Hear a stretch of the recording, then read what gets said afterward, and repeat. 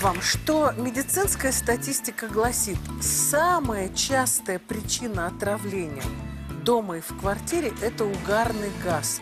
И самый частый источник угарного газа – это камин или печка. Был такой период, мы все были очень увлечены каминами, все их делали у себя на дачах, на садовых участках. Но вот оказалось, что все-таки угрозы, эти наши сооружения, хранят огромные, занимают первое место по числу отравлений угарным газом. А напомню, это очень тяжелое отравление. Поэтому мы решили сегодня с медицинской точки зрения взглянуть на электрические камины.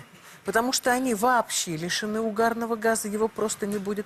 И, как оказалось, многие из них просто являются полноценными медицинскими приборами, выполняющими серьезнейшие функции.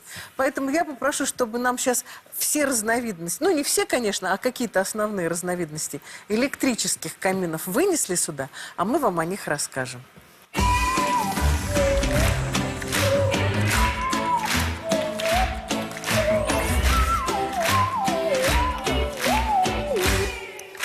Как всегда, когда мы говорим о выборе любых приборов, мы отвечаем на 3 вопроса. Как выбрать этот прибор, как им правильно пользоваться и как за ним ухаживать. Я хочу сказать, что мы сейчас первым делом все должны включить. Я включил. А мне включите, пожалуйста, Дмитрий Вам Николаевич. точно включу. Герману Шайчу надо тоже Всё есть. включить. Давайте и ему включим А каминчик. он ушел оттуда. Я сейчас и ему включу, ладно уж. О, Заработал. так, значит, смотрите, у нас сегодня есть эксперт. Это Надежда Погадаева. Вот она сидит у нас в первом ряду. Надь, мы сейчас начнем рассказ, а там, где мы не будем справляться, можете нас перебить и помочь нам и показать все и так далее. Итак, первый вопрос, как камин выбрать? Значит, ну, есть эстетическая сторона вопроса, да, нравится вам камин встроенный, вот есть камины, которые можно куда-то спрятать, и он будет только вот лицом быть. Есть камины, С которые... порталом. Да, есть камины с порталом. И есть камины даже вот такие, которые можно повесить на стену. И они будут, в общем, выполнять функцию и вашего умиротворения, и одновременно обогрева вашего помещения. То есть Но камины... я хочу сказать, вот этот вообще выглядит абсолютно натурально, Да, абсолютно. очень красиво. А вот из этого дым, кстати, идет. А из Вот, этого кстати, еще и дым поговорим, идет. что это за дым. Это Так интересно. вот, значит, перво-наперво. то есть Первое-наперво по красоте по выбираем. красоте, да. Второе, по красоте, включаем красотище. Потом включаем разум и думаем, что нам делать дальше. То есть камин все-таки должен нести функцию утилитарную. То есть все электрические камины, как правило, еще и обогревают ваше помещение. Не только его освещают, умиротворяют, но и обогревают. Это важный вопрос, и потом чуть позже мы заострим на этом внимание. Но вы должны понимать, что обогрев может осуществляться с одной стороны электрическими спиралями, а с другой стороны может осуществляться устройством, которое только инфракрасные лучи из себя исторгает. То есть эти две вещи важны с какой точки зрения? Спираль отчасти уничтожает кислород. Место поверхности высокой температуры, соприкасаясь с воздухом вашего помещения, уменьшает количество кислорода. Источник инфракрасного тепла не делает этого. И, наконец... Значит, то есть не хотите, чтобы кислород у вас в помещении уменьшался?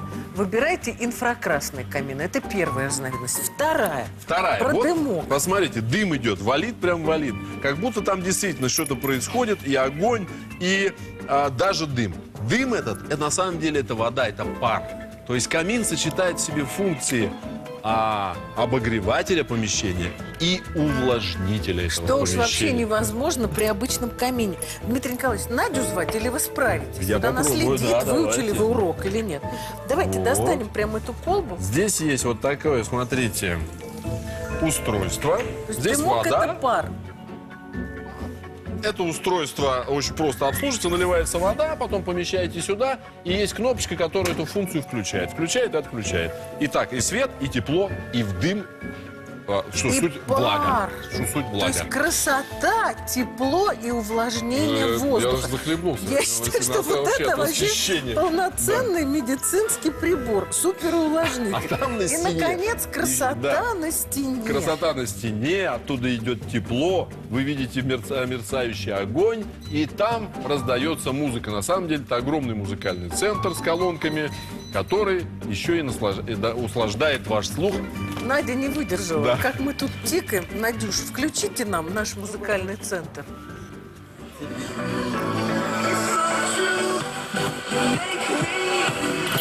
Ну и так далее. Все, Надюш, выключайте. Выключайте. Значит, ну, народ рад. Пункт второй. С выбором мы вам все рассказали. Я, конечно, потрясена вот этим вот камином, который с функцией увлажнения. Вот этот инфракрасный, то есть не будет кислород сжигать. Это музыкальный центр, что хотите, то выбирайте. Второй вопрос, как использовать? В принципе, в зависимости от функции вы можете использовать или в плане декоративного.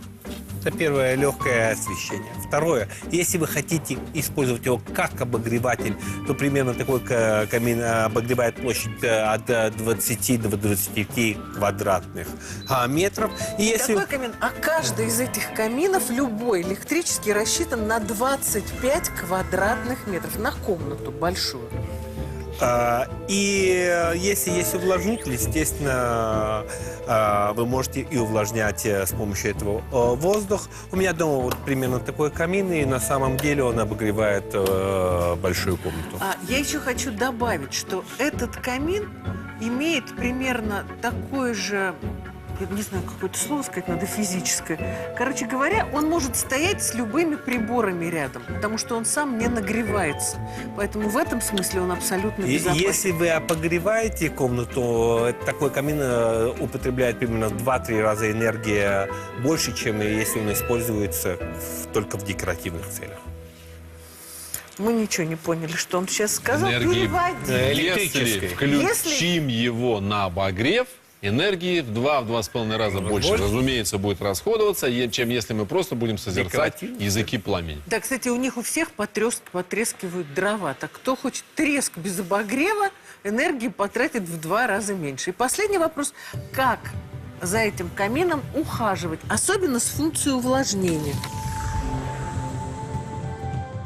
Любой такой прибор является дополнительным местом сбора пыли. И обрабатывать и протирать его надо обязательно, даже если он нагревается.